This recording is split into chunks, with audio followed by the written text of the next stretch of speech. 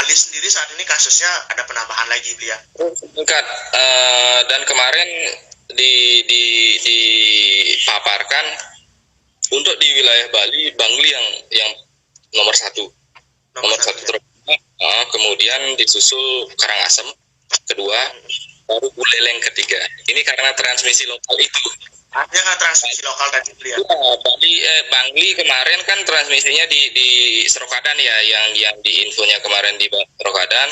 Kemudian yang di Karangasem kalau tidak salah di Padang Kertu. Ya. Padang Kertu. Kalau Kemudian Buleleng sendiri kita di karena kita udah di urutan ketiga ini, terbanyak di Bali. Dan mudah-mudahan tidak nyalip ke urutan pertama, Beli ya. Jangan sampai. Dan saya nggak mau yang terjadi. Yang menggembirakan juga terkait angka kesembuhan pasien.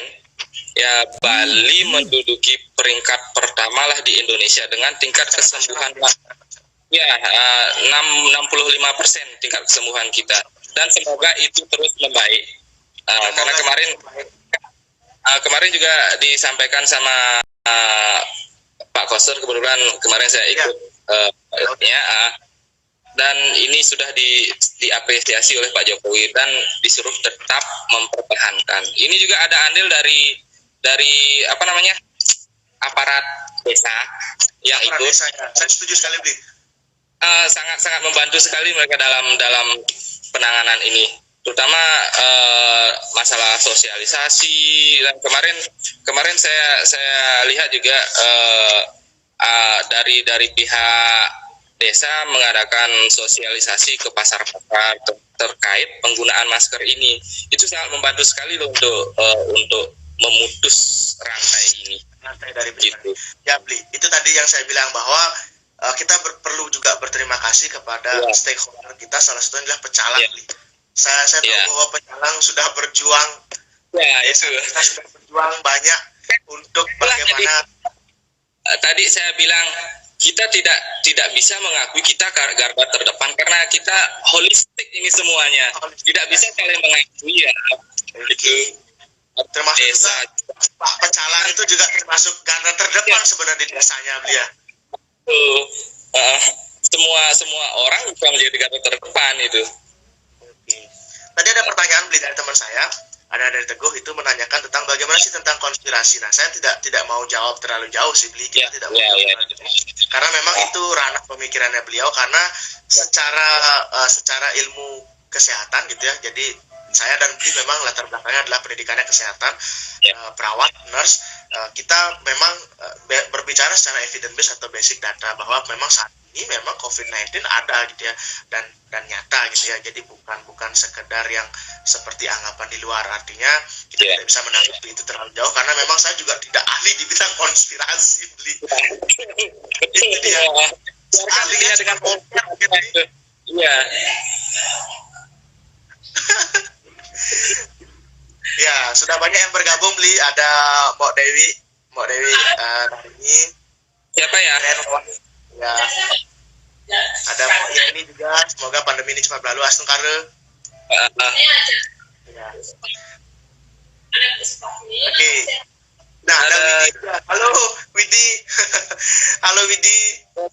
Hari ini sudah jauh. Ada Kartika juga. Kartika, ya. Satu. Gabung. Oke. Mudah-mudahan nanti kita bisa bikin live sesi berikutnya, mungkin membahas yang lain, Beli ya. Mungkin membahas tentang pengaturan SDR online, mungkin, Beli. Biar agak greget sedikit musim COVID nih. SDR memang sudah online, bro. Sudah ada pengurusan SKP dan lain-lain pun itu semua sudah online. Tidak ada mengumpulkan begini lagi semua sudah paperless itu. Oke, ya, benar. Artinya kita bisa buat sesi nanti sama Pak Ketua mungkin. Jadi di musim COVID ini bagaimana banyak sekedar info lagi untuk teman-teman perawat juga yang terjun langsung ke menangani COVID ini. Kemarin ada edaran dari pusat DPP bahwa semua tenaga perawat yang terjun langsung menangani COVID, entah itu di bagian screening lah, di ruang isolasi lah, semua dikasih free SKP. Dan itu kemarin SKP. Dan itu kemarin data dan namanya sudah saya ajukan ke DPW. Oke, thank you Bli. Itu informasinya bermanfaat sekali Bli. Tunggu tindak lanjutnya aja dari DPW untuk teknisnya bagaimana, apakah dari DPP yang mencetakkan sertifikatnya itu kayaknya sih itu agak susah ya karena terkait ekspedisinya kan. Apakah kemungkinan dilimpahkan sama DPW untuk pencetakannya? Itu yang masih bingung. Yang jelas data ya dari pihak Buleleng, data dari Girimas, data dari teman RSUD sudah saya setor ke DPW, sudah ada di sana. Jadi intinya ada apresiasi sendiri dari organisasi kita PPNI ya, bahwa teman-teman perawat yang terlibat langsung di penanganan COVID-19, baik screening, baik terlibat langsung merawat pasien, itu mendapatkan free SKP 4. Saya tegaskan lagi Bli ya, free SKP. Lumayan untuk ngurus SDR Bli. Ya, 5 SKP. Iya, 5 SKP. Oke, 5 SKP. Thank you PPNI. Thank you PPNI. Mudah-mudahan nanti pencetakannya bisa melalui ini ya Bli ya, bisa melalui DPD mungkin Bli. Iya, itulah yang teknisnya masih diatur nih, bagaimana terkait nanti ekspedisinya juga. Kalau di DPP yang mencetak kan lumayan jauh juga ekspedisi. Nanti tunggu instruksi dari DPP aja, apakah dia melimpahkan ke DPW atau DPD nanti untuk pencetakan. Itu aja. Sip.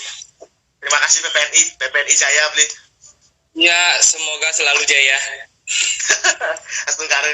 Oke. Halo, ikut juga. Siapa lagi? Oh, Mas Ci.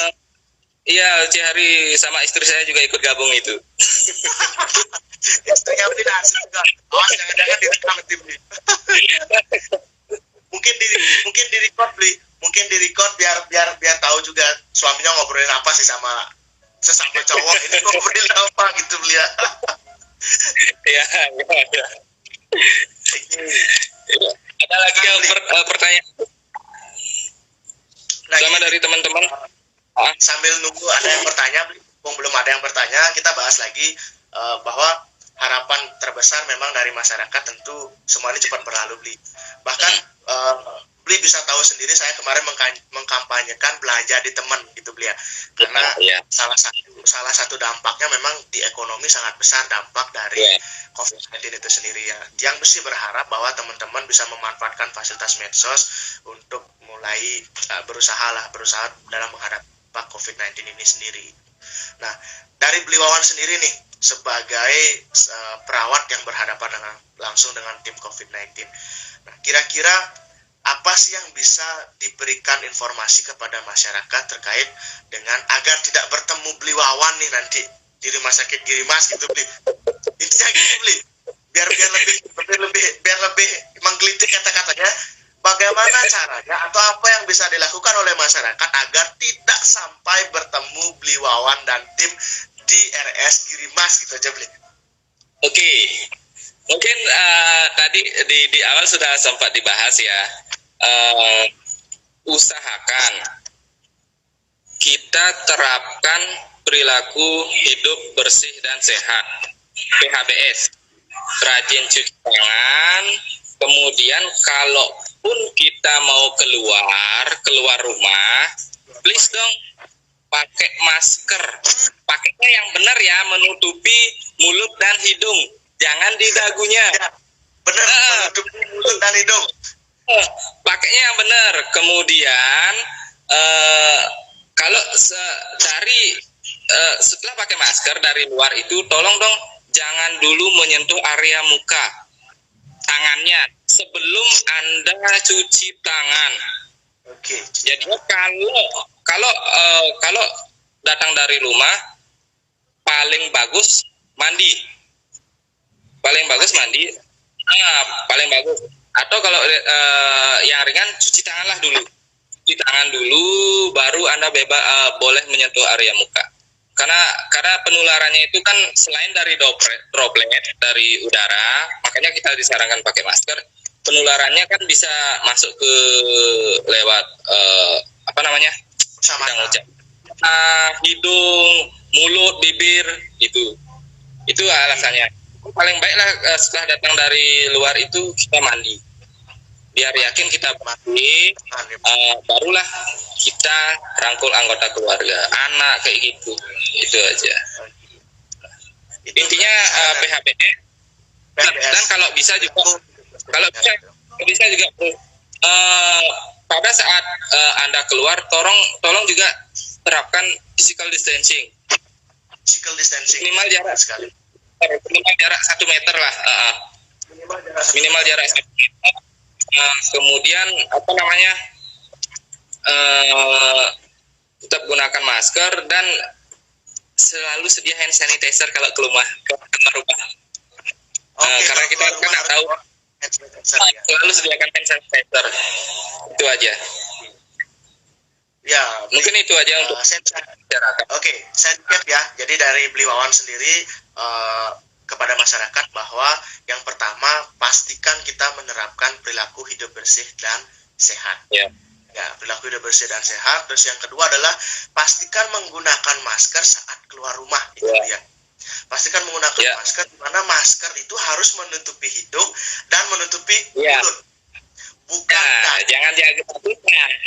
Betul. Bukan dagu ya. Ya. Terus kemudian kalau terpaksa keluar rumah harus bawa hand sanitizer. Ya. Dan terapkan physical distancing, yaitu jaraknya kurang lebih 1 meter ya. Ya. Dan kalau bisa juga yang keluar rumah tolong dong 1 orang saja. Oke, agar membatasi juga untuk kontak di luar. Tolong 1 orang aja, jangan semuanya keluar. Terutama yang sangat rentan itu kan anak-anak usia di bawah 5 tahun, lansia. Itu yang paling rentan. Itu.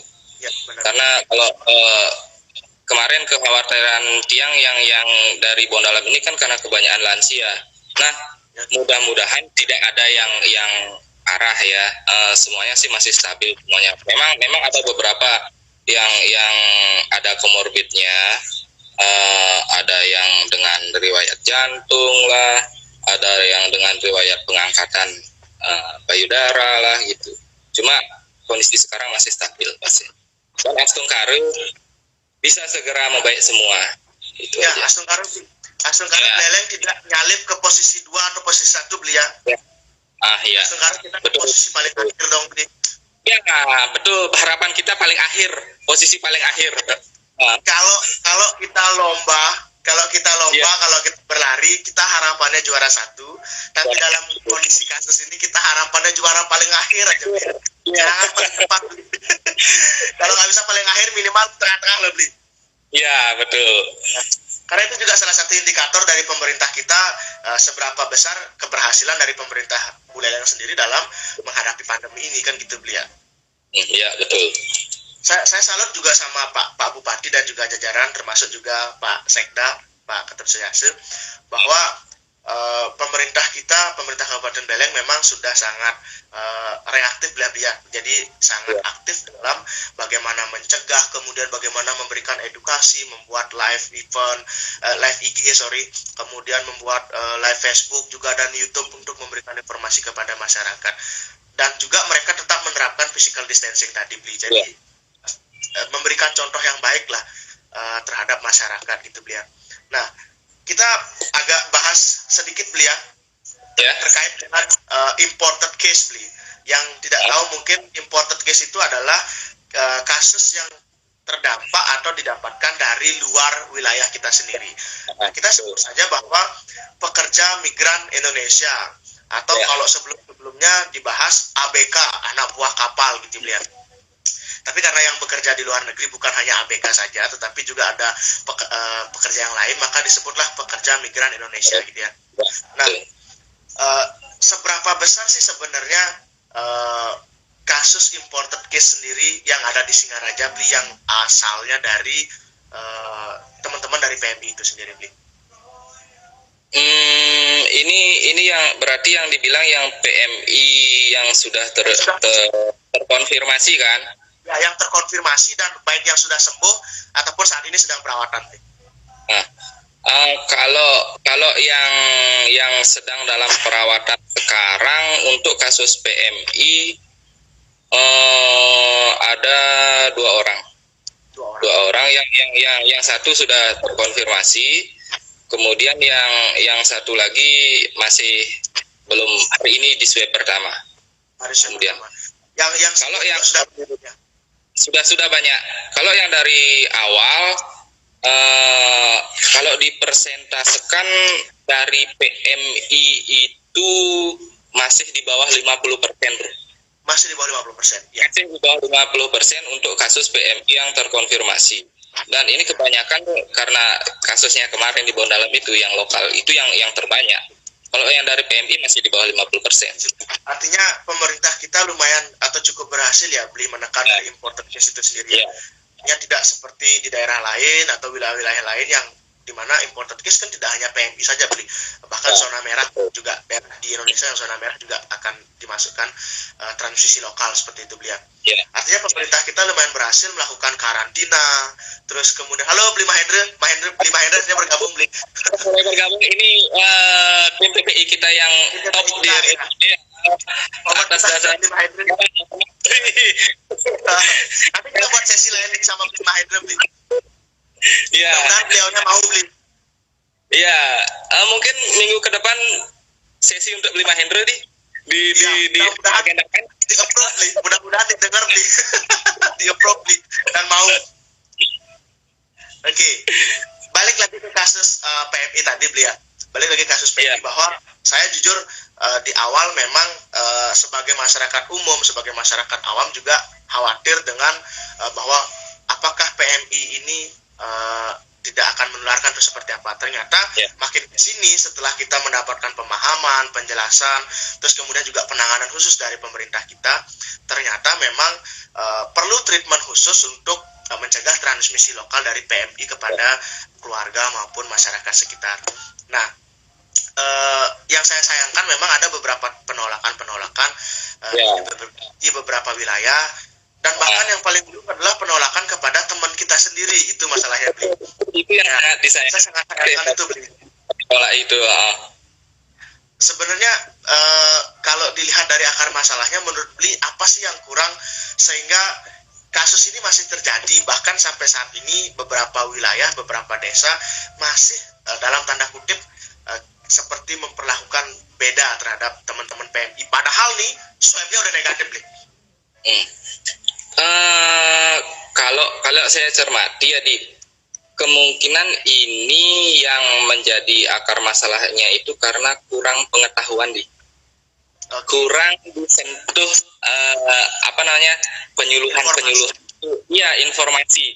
Dia kurang tersentuh informasi, makanya masih menganggap masih berkembang stigma negatif di masyarakat, entah itu untuk PMI, entah itu untuk teman kita, karena dia belum paham betul tentang hal ini.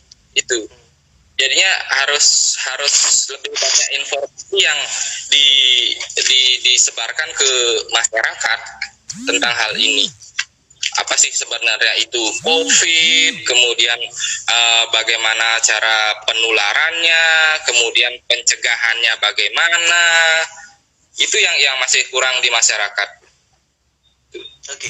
Jadi pada intinya sebenarnya sekali akar permasalahannya adalah minimnya informasi, itu yang pertama. Jadi di awal memang saya akui memang informasi yang beredar banyak hoax, terus kemudian banyak juga informasi yang berseliweran yang tidak sesuai gitu beliau. Nah, syukurnya pemerintah sudah hadir dengan stakeholder terkait untuk memberikan informasi beli. Nah, perlu Bli Wawan ketahui juga, itu juga yang mendorong saya sebagai seorang tenaga kesehatan ikut juga memberikan informasi, dan saya juga bagikan informasi dari sumber-sumber yang memang kita sudah bisa percaya sumbernya dan juga kevalidan atau keabsahan dari datanya itu sendiri. Nah, termasuk juga saya buat video ini sama Bli Wawan, artinya kita bisa membuka pikiran masyarakat bahwa tidak selalu imported case, terus kemudian teman-teman kita yang merawat langsung tidak harus mereka diperlakukan diskriminatif seperti itu beliau. Ya. Justru Karena harusnya disupport ya. Iya betul. Karena kemarin sempat juga Dokter Arya bilang sebenarnya untuk teman-teman kita, dia kan sudah pakai APD full nih. Kita pergunakan APD level 3 sesuai petunjuk dari Pak Menko kemarin kita pakai APD level 3 yang tertinggi lah itu, yang untuk droplet, dan itu super aman. Sesuai kata Pak Mahendra kemarin, itu masih online kayak Pak Mahendra. Kemudian rekomendasi di Mahendra ya. Ya, kemudian Dokter Arya juga dapat bilang karena kita pakai APD full, APD yang level tertinggi, pada saat setelah tindakan kita kan mandi besar juga. Sebenarnya itu kita sudah aman kok sesuai SOP medis, itu dibilang Dokter Arya. Dan kalaupun itu kita pulang, kita sudah apa namanya, bisa gitu, bisa langsung pulang bertemu anak-anak. Cuma ini kenapa kita ini untuk teman-teman Tiang, timnya Ajek Kuko sama tim Tiang, masih juga ada rasa was-was.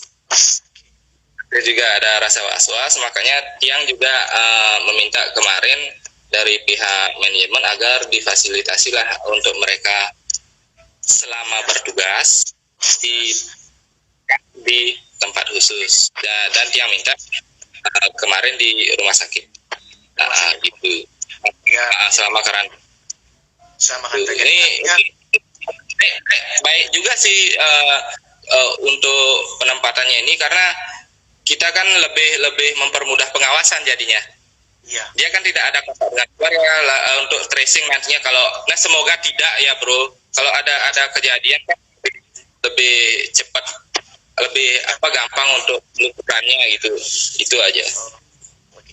Jadi pada intinya adalah yang bisa saya tangkap bahwa sebenarnya kita sudah clear ketika kita pulang dari rumah sakit, tapi teman-teman memang mereka ikut menjaga bahwa kita berharap tidak menyebarkan kepada yang lain, sehingga mereka tetap was-was juga seperti itu beliau.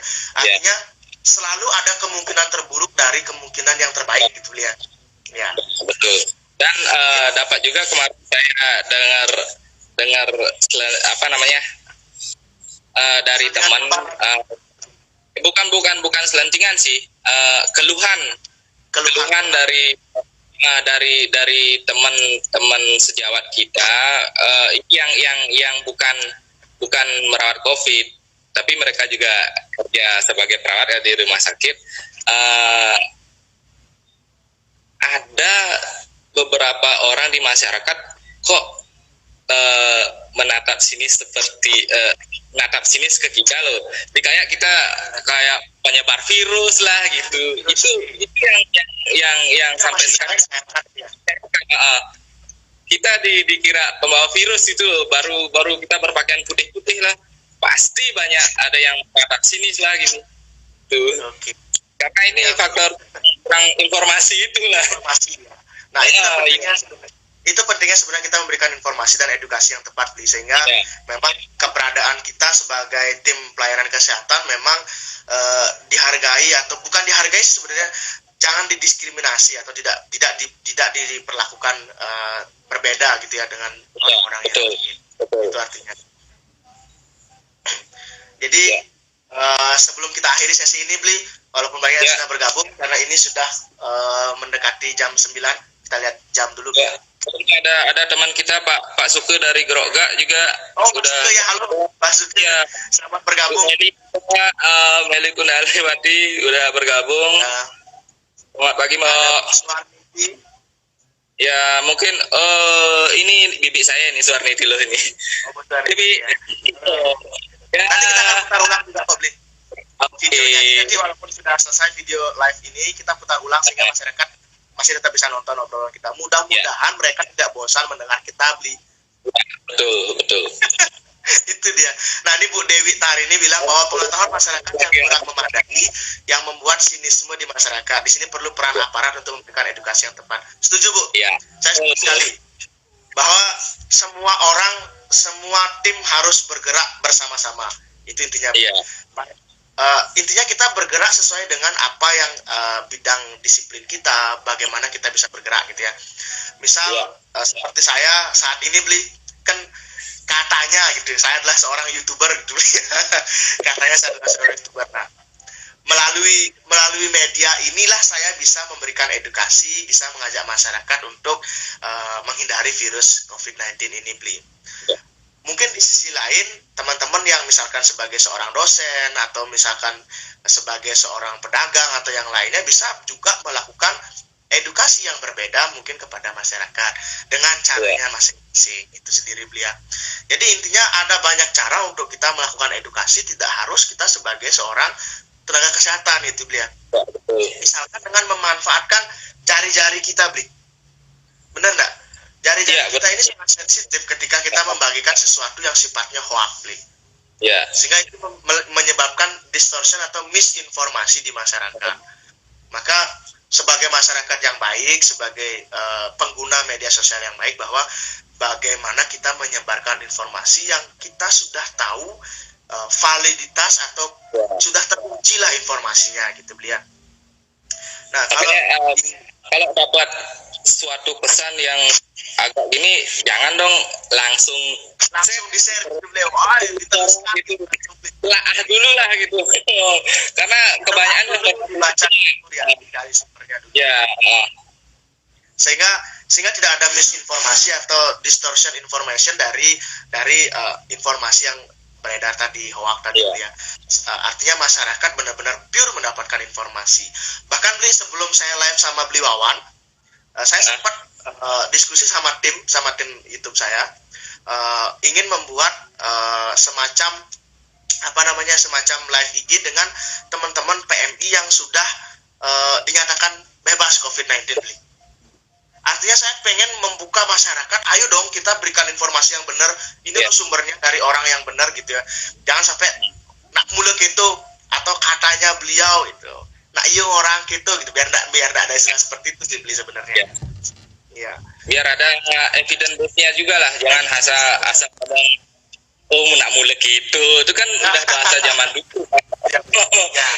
Jadi kita harus memberikan informasi yang tepat. Thank you, Bli Wawan. Selama kurang lebih 45 menit sampai 50 menit ini sudah ikut join. Ada pertanyaan dari yang bergabung ini. Ada pertanyaan nggak kira-kira ini? Saya lihat dulu, Bli, saya tidak mantengin dari tadi. Ada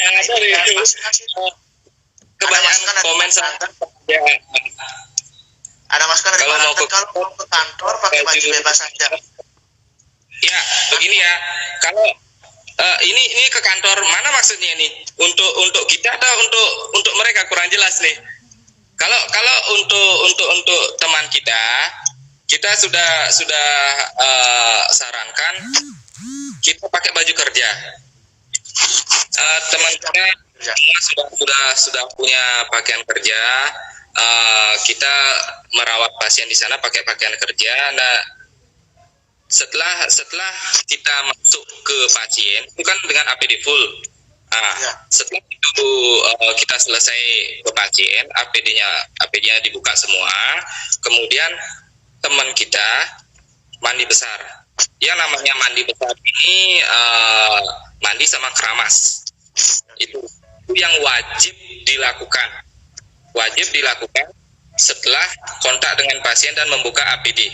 Itu wajib dilakukan. Nah, setelah mandi besar kan bajunya pasti diganti dong, karena pasti keringetan itu pakai APD full itu. Jadinya pakai baju ganti lagi, dan itu pun baju kerja juga. Tidak memakai pakaian bebas. Gitu. Dan pedagang pun kita artinya nggak pakai baju bebas ya kalau bekerja dari memang yang paling bagus adalah ketika kita berangkat kerja menggunakan baju kerja, sampai di rumah sakit memang kita diganti dengan baju untuk kerja di rumah sakit gitu, Beli. Dari PPI kemarin juga sempat dibilang kalau sebenarnya kita kerja di rumah sakit, seragam kita itu pembawa gini juga loh. Jadi sumber kuman itu makanya paling bagus sih sebenarnya pakai baju kerja, dan itu nanti cuci di rumah sakit itu agar kita tidak membawa pakaian ke rumah lagi. Idealnya kan begitu ya. Idealnya. Nah, yang idealnya cara ngalinnya adalah kita bikin baju setelan untuk teman-teman di rumah sakit juga sih, Bli. Jadi kalau misalnya di rumah sakit ya kita ganti dengan baju kerja kita. Artinya di musim COVID-19 ini, di musim virus corona ini memang hal-hal seperti itu sebenarnya bisa dilakukan untuk mencegah memang untuk kita safe, pasien safe, dan juga orang di sekitar kita juga safe. Itu sebenarnya, Bli, ya. Mungkin ini seperti tadi bilang lebih baiknya next projectnya dengan Lima Hendra ya. Oke. Saya akan kontak langsung Lima Hendra. Nah, ulang nanti. Saya akan langsung Lima Hendra. Mudah-mudahan minggu depan kita bisa bikin live Instagram dengan Lima Hendra. Ini buat teman-teman yang sudah bergabung. Lima Hendra ini adalah salah satu ketua tim PPI ya, ketua tim PPI Kabupaten Buleleng, di mana beliau yang mengurusi bagaimana pencegahan infeksi nosocomial atau infeksi silang di pelayanan kesehatan gitu beliau. Infeksinya itu. Jadi mudah-mudahan minggu depan banyak tenaga kesehatan yang bisa ikut terlibat bisa ikut di live kita. Jadi saya atur waktunya, mudah-mudahan nggak kepagian kayak sekarang, Beli, ya. saya tahu Beli Wawan bilang kepagian soalnya. Jam 10 ya, udah lalah manis ya. Jam 10. Okay. Masukkan buat saya nanti sama tim bahwa minggu depan, karena tim saya nggak kelihatan di sini, Beli. Mereka ada di depan sebenarnya nanti nge-record, Beli. Jadi mereka sebenarnya udah geleng-geleng. Oke. Jadi intinya mudah-mudahan minggu depan kita bisa membuat live IG sama Lima Hendra selaku ketua tim PPI Kabupaten Buleleng. Nanti kita bisa share kepada teman-teman baik yang di puskesmas, kemudian baik yang di praktek klinik mandiri, kemudian juga teman-teman yang di rumah sakit, sehingga mereka bisa mendapatkan informasi dari bagaimana sih penanganan infeksi itu sendiri. Dan satu lagi tadi bilang puskesmas. Kemarin waktu live sama Pak Koster adalah masukan dari beberapa teman di puskesmas di daerah lain, bukan di Buleleng ya, di daerah lain katanya mereka belum punya acuan jelas tentang tata cara pemakaian dan pelepasan APD. Nah, inilah makanya lebih tepat dengan PPI nantinya, karena bagaimana cara untuk pemakaian dan pembukaan APD, terutama untuk teman-teman di puskesmas banyak yang belum tahu yang mana yang bisa di reuse, yang mana yang harus dibuang, itu yang belum banyak yang paham teman-teman di puskesmas. Kalau di rumah sakit karena mereka sudah banyak yang tahu. Yang di puskesmas ini yang masih belum terjamah informasi. Ya mudah-mudahan Lima Hendra nggak sibuk ya minggu depan. Beliau kan sibuk tuh. Jadi mudah-mudahan minggu depan dia nggak sibuk. Jadi saya akan ajak beliau live Instagram untuk memberikan informasi terkait dengan itu tadi, penggunaan APD yang benar dan tepat, dan juga bagaimana cara memakai dan juga melepasnya dari versi PPI sendiri, Beli. Sehingga kita utamanya skupnya Singaraja dulu deh, di Buleleng dulu, yaitu RSUD, kemudian rumah sakit swasta lainnya, puskesmas, dan juga praktek mandiri, itu bisa ikut menerapkan. Minimal kita bisa meminimalkan kontak atau minimal resiko dari penularan COVID-19 itu sendiri, Beli. Saya setuju sekali, Beli. Mudah-mudahan beliaunya nggak sibuk, mudah-mudahan kita bisa atur waktu yang pas. Oke, Beli Wawan, ini sesi terakhir. Sekali lagi pertanyaan. Terima kasih sekali sudah bergabung bersama saya di live IG saya, sesi obrolan langsung. Mudah-mudahan video ini bisa bermanfaat buat banyak orang, Beli. Nanti saya juga akan share di YouTube saya. Mohon bantu disebarkan sehingga masyarakat mendapatkan informasi yang tepat. Ya, sudah subscribe belum, Beli? Sudah, bro. Thank you. Kalau sudah, thank you. Buat yang belum subscribe, ingat subscribe ya. Jangan lupa like and share. Oke, Beli, sekali lagi terima kasih. Doa saya dan tim YouTube channel saya Adi Rantawan, saya mengucapkan banyak-banyak terima kasih, dan saya berdoa semoga tim yang ikut merawat COVID-19 dimanapun berada, baik yang ada di Singaraja, baik yang ada di seluruh Indonesia. Mudah-mudahan selalu dalam lindungan Ida Sang Yang Widi Wase. Mudah-mudahan juga selalu diberikan kesehatan, kekuatan, dan juga stamina yang fit, Bli. Dan